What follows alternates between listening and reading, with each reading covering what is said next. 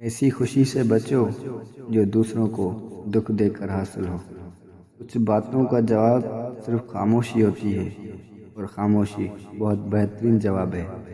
جب نیت میں کھوٹ آ جائے تو پھر یہ تینوں چیزیں راستہ بدل لیتی ہیں: مال، رزق، محبت۔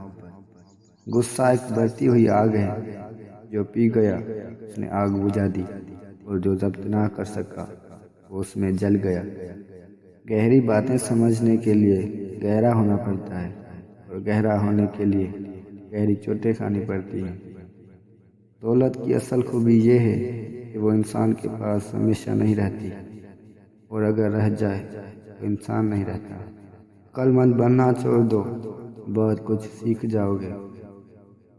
برا آدمی کسی کے لیے بھی اپنے دل میں عزت نہیں رکھتا، کیونکہ وہ ہر کسی کو اپنے جیسا ہی سمجھتا ہے۔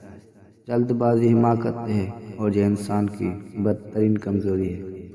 غصہ ہمیشہ بیوقوفی سے شروع ہوتا ہے اور شرمندگی پر ختم ہوتا ہے۔ ملازم سے راز کہنا اسے ملازم سے مالک بنا لینا ہے۔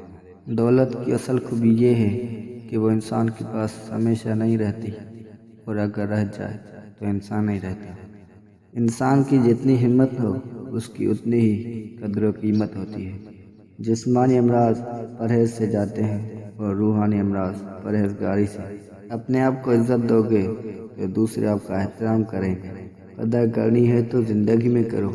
چہرے سے کفن اٹھاتے وقت تو نفرت کرنے والے بھی رو پڑتے ہیں۔ جو ناقابل برداشت ہو اسے برداشت کرنا حقیقی برداشت ہے۔ اختلاف کے باوجود احترام سے پیش آنا بہترین تربیت کی دلیل ہے۔